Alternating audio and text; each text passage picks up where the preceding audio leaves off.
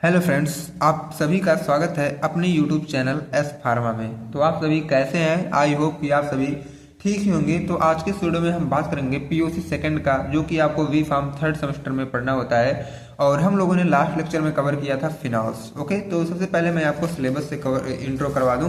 ये मेरा सिलेबस है और हम लोग यूनिट सेकंड स्टार्ट कर चुके थे। फिनॉल हम लोगों ने कवर भी कर लिया था। आज जो बात है ये है एरोमेटिक अमीन्स का। तो एरोमेटिक अमीन्स के ऊपर स्टार लगा है, तो इसका हम लोग पूरा डीप में पढ़ेंगे। और एरोमेटिक अमीन का introduction, properties, chemical reaction, physical property, ये सारी चीजें पहले हम लोग अपने एरोमेटिक अमीन्स का कवर करेंगे। Then basicity of amine, effect of substituent on basicity, ये सारी चीजें हम लोग इसके बाद में पढ़ेंगे। सबसे पहले एरोमेटिक अमीन का पूरा अच्छे तरीके से इंट्रो जान लेते हैं। अगर आप सब इससे पहले के जो भी लेक्चर हैं आप नहीं देखे हैं तो डिस्क्रिप्शन बॉक्स में जाइएगा, वहां पे आपको पीयूसी सेकंड की एक सेपरेट प्लेलिस्ट मिलेगी, वहां से आप चेकआउट कर सकते हैं। ओके, तो आज हम बात करेंगे अपने एरोमेटिक अमीन्स का। अब ये देखो एरोमेटिक अमीन्स होता क्या है। सबसे सीधी सीधी ये जानो कि एरोमेटिक अमीन्स मतलब बेंजीन रिंग में एक हाइड्रोजन की, देखो हर एक कॉर्नर पे हमारा हाइड्रोजन लगा होता है, ठीक है। तो एक हाइड्रोजन को रिमूव करके आपको क्या लगाना है, कोई अमीनो ग्रुप लगा देना है। और अमीनो ग्रुप जैसे ही आप लगाते हो तो तुरंत वो एरोमेटिक अमीन्स में कन्वर्ट हो जाता है। जैसे फेनिलामीन इसका नाम है और दूसरा नाम इसको एनिलीन भी हम लोग बोलते हैं, ठीक है। तो ये हमारे एरोमेटिक अमीन्स हो। जैसे कि aromatic amines are organic compound, ये सभी को पता है कि ये एक ऑर्गेनिक कंपाउंड होता है इन which the amino group is directly attached to an aromatic ring. इसमें क्या होता है, जो हमारा अमीनो ग्रुप होता है वो डायरेक्टली अटैच होता है हमारे एरोमेटिक रिंग के साथ। जैसा कि यहाँ पे आपको दिख भी रहा होगा कि हमारे एरोमेटिक रिंग के साथ हमारा अमीनो ग्रुप डायरेक्टली अटैच हुआ है। ओके, तो aromatic amines known as aryl amine. और देखो एरोमेटिक अमीन जो होते हैं इसको हम लोग एरिल अमीन्स के नाम से भी जानते हैं। जैसे यहाँ पे एग्जाम्पल में कुछ लिखा गया, जैसे फेनिल अमीन का यहाँ एनिलीन, जिसको दूसरे नाम से जानते हैं। और यहाँ पे इसका एग्जाम्पल है NH2, यहाँ पे देखो अमीनो ग्रुप भी ऐड हुआ है, ठीक है। इसके पहले मैं यही बोला था कि एरोमेटिक रिंग के साथ कोई अमीनो ग्रुप ऐड कर दो तो वह एरोमेटिक अमीन बन जाता है। तो एरोमेटिक अमीन यहाँ पे बेंजीन के साथ हमारा अमीनो ग्रुप ऐड हुआ तो ये क्या बन गया, हमारा एरोमेटिक अमीन, ठीक है, मतलब एनिलीन या फेनिलानीन। और इधर भी एक आपको दिख रहा है चौथे पोजीशन पे हम लोग NO2 भी ऐड कर दिए, ये भी हमारा एरोमेटिक अमीन ही कहलाएगा, ठीक। और सबसे बड़ी बात तो ये है कि हमारे जो एरोमेटिक अमीन होते हैं ये 3 टाइप के होते हैं। अगर इनका देखा जाए तो ये 3 टाइप के होते हैं। पहला टाइप है प्राइमरी अमीन्स, दूसरा सेकेंडरी, तीसरा हमारा टर्सरी। तो it is also 3 types. First is primary amines, second is secondary amines and third is tertiary amines. अब देखो ये प्राइमरी अमीन्स का एग्जांपल होता है हमारा एनिलीन। प्राइमरी अमीन में कुछ नहीं करना है, बिल्कुल नॉर्मल तरीके से आपको क्या कर देना है, ये NH2 जोड़ के जो भी हमारा था नॉर्मली करना है। बट सेकेंडरी अमीन में क्या देखना है, मेथिल एनिलीन आपको करना, ठीक है। NHCH3 आपको ऐड कर देना और कुछ भी नहीं करना है। टर्सरी अमीन में क्या करना है, N के साथ CH3 दो चीजें आपको ऐड करना है। और तब जाके इसका जो ये अगर देखो IUPAC नाम इसका जो है N डाइमेथाइल एनिलीन पड़ेगा, ठीक है। अब देखो ये टर्सरी मीन हो गया, ऊपर सेकेंडरी, और पहला हमारा प्राइमरी मीन था। एंड अब नेक्स्ट हम बात करेंगे इसके कि method of preparation of aromatic amines. अब ये देखो ये तो आपको अलग से सिलेबस में मेंशन नहीं किया गया है, बट टॉपिक के ऊपर आपका स्टार लगा है तो ये सारी चीजें पढ़ना हमें बेहद जरूरी हो जाता है। और कभी कभी ये आपके एग्जाम में 10 मार्क्स का क्वेश्चन पुटअप कर लिया जाता है directly. Method of preparation, chemical reaction, properties and intro about aromatic amines, ठीक है। सारी चीजें मर्ज करके जब पूछ लिया जाता है। तो आज हम बात करेंगे अब method of preparation of aromatic amines का। सबसे पहला जो मेथड होता है रिडक्शन ऑफ नाइट्राल्स।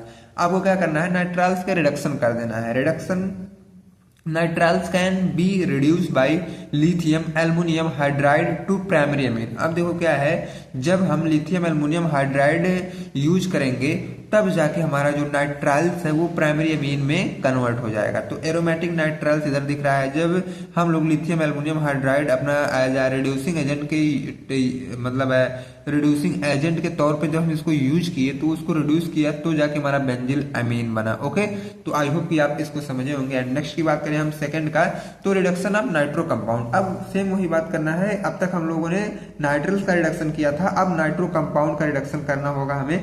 अब यहाँ पे देखो क्या है कि नाइट्रोबेंजीन यहाँ पे है, ठीक है। अब जब हम लोग निकिल या प्लेटिनम के प्रेजेंस में इसका रिडक्शन करवा रहे हैं तो तुरंत ये एनिलीन बन जाएगा। Means aromatic amines are normally prepare by reduction of the corresponding aromatic nitro compound. Okay, यही बात लिखी गई है कि जब नाइट्रोबेंजीन की हम लोग ये करवाते हैं रिडक्शन निकिल या प्लेटिनम के प्रेजेंट में तो हमारा एनिलीन बन के रेडी हो जाता है। ओके, अब हम थर्ड की बात कर लेते हैं। थर्ड में हमारा आता है बाई अमोनोलिसिस ऑफ क्लोरोबेंजीन। अब देखो अमीनोलिसिस करना है हमको क्लोरोबेंजीन का। यहाँ पे क्या करना है, when chlorobenzene react with ammonia in the presence of copper dichloride at high temperature it produce aromatic amines मतलब एनिलीन।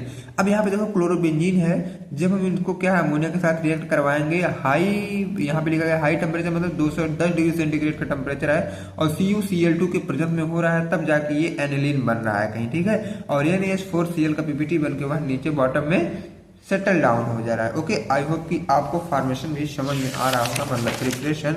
एंड अब हम इसके फिजिकल प्रॉपर्टी की बात कर लेते हैं। मींस इसका फिजिकल प्रॉपर्टी क्या होता है। फिजिकल प्रॉपर्टी की बात करें तो aromatic amines are colourless liquid or solid with an unpleasant odour. यहाँ से एंटी रहेगा फ्रेंड, सॉरी इसके लिए यहाँ पे आप लोग टी भी कर सकते हो, ठीक है। यहाँ पे टी रहेगा। Aromatic amines are colourless liquid. सबसे पहले एरोमेटिक अमीन्स जो हमारा होता है यह कलरलेस लिक्विड होता है और कभी कभी ये सॉलिड के फॉर्म में भी पाया जाता है और इसका जो ऑर्डर होता है वो अनप्लीजेंट होता है। ओके, एंड नेक्स्ट की बात करें the melting and boiling point of aromatic amines also increases with increase in molecular weight of the compound. अब देखो क्या है, इनके मेल्टिंग और बॉइलिंग पॉइंट जो एरोमेटिक अमीन्स के होते हैं ये बढ़ते हैं जब इनका मॉलिक्यूलर वेट बढ़ता है, तब इनका जो है बॉइलिंग पॉइंट और मेल्टिंग पॉइंट वो भी बढ़ता है। और ये निश्चित नहीं होता है कि इनकी मेल्टिंग पॉइंट और बॉइलिंग पॉइंट कितनी होगी। ये क्या है कि जैसे जैसे मॉलिक्यूलर वेट बढ़ेगा वैसे वैसे इनकी मेल्टिंग और बॉइलिंग पॉइंट भी बढ़ेगी। There are next point, they are completely soluble in organic solvent but insoluble in water. अब देखो अगर अच्छी तरीके से देखा जाए तो ऑर्गेनिक सॉल्वेंट में ये डिजॉल्व हो जाते हैं, बट वहीं देखा जाए वाटर में तो ये डिजॉल्व नहीं होते हैं। ओके, एंड अब नेक्स्ट की बात करें केमिकल रिएक्शन ऑफ एरोमेटिक अमीन। अब देखो केमिकल रिएक्शन क्या है एरोमेटिक अमीन की। सबसे पहले तो फॉर्मेशन ऑफ एमाइड, ये कभी कभी एमाइड का भी फॉर्मेशन करवा देते हैं। जैसे कि when aromatic amine react with acyl chloride it produce benzyl amide. अब देखो क्या एरोमेटिक अमीन को जब हम लोग एसिल क्लोराइड के साथ रिएक्ट करवाते हैं तो वह बेंजिल एमाइड बनाता है and with the formation of amide linkage. अब देखो यहाँ पे क्या एनिलीन है, एनिलीन बना इधर, इधर एसिल क्लोराइड है, ठीक है। अब यहाँ से जब HCl रिमूव होगा तो बेंजिल एमाइड हमारा बनेगा इधर, ठीक है। एंड अब नेक्स्ट की बात करें हम तो कार्बिल एमीन रिएक्शन की। When aniline react with chloroform and potassium hydroxide it produce carbyl amines. अब देखो क्या करना है यहाँ पे, हमारा एनिलीन जो है जब ये क्लोरोफॉर्म के साथ रिएक्ट कर रहा है तो हमारा कार्बिल एमीन बन रहा है, बस सीधे यही आपको लिख दे रहा है। और कार्बिल एमीन्स को कभी कभी लोग आइसोसाइनाइड के नाम से भी जानते हैं, ठीक है। अब देखो नेक्स्ट की जो बात करें तो नेक्स्ट हमारा क्या है फॉर्मेशन ऑफ साल्ट्स। अब देखो साल्ट का मतलब एरिल डाइजोनियम, साल्ट वाली बात आ गई यहाँ पे। अब देखो क्या है साल्ट वाले में व्हेन एरोमेटिक अमीन मतलब aniline treated with HCl it produce benzaminium chloride मतलब एमीन साल्ट यहाँ पे बन रहा है। जैसे एनिलीन है HCl के साथ हम लोगों ने रिएक्ट कराया तो बेंजान अमेनियम क्लोराइड बन रहा है। फ्रेंड ये नाम थोड़ा कॉम्प्लिकेटेड है, आप लोग भी मैनेज करिएगा थोड़ा सा। एंड अब नेक्स्ट की बात करें हम लोग ऑक्सीडेशन का। ऑक्सीडेशन मतलब ऐड ऑफ ऑक्सीजन। अब यहाँ पे देखो ओवरऑल ऑक्सीजन के साथ हमारा एडिशन होना है। When aromatic amine means aniline undergo oxidation in the presence of nitric acid is produce nitrobenzene. अब देखो यहाँ पे क्या है, जो हमारी एनिलीन है जब इसका ऑक्सीडेशन होगा मतलब ऑक्सीजन से एडिशन होगा इन द प्रेजेंस ऑफ HNO3 तो हमारा बनेगा नाइट्रोबेंजीन। ये इसके ऑक्सीडेशन वाले रिएक्शन थे। अब हम आपसे नेक्स्ट मिलेंगे। अब यहाँ पे देखो एरोमेटिक अमीन की सारी डिटेल आप लोगों ने कवर कर लिया, ठीक है। अगर आप चैनल पर पहली बार हैं तो वीडियो को लाइक और चैनल को सब्सक्राइब जरूर करें ताकि नेक्स्ट वीडियो का इन्फॉर्मेशन सबसे पहले आप तक पहुंचे। एंड नेक्स्ट वीडियो में हम लोग बात करेंगे इसके आगे का basicity, effect of substituent, synthetic use of aryl diazonium salt, ये सारी चीजें हम लोग को नेक्स्ट लेक्चर में जरूर कवर करेंगे। तो फ्रेंड्स मिलते हैं आपसे नेक्स्ट वीडियो में, तब तक के लिए friend thank you, bye bye, take care, मस्त रहें, स्वस्थ रहें।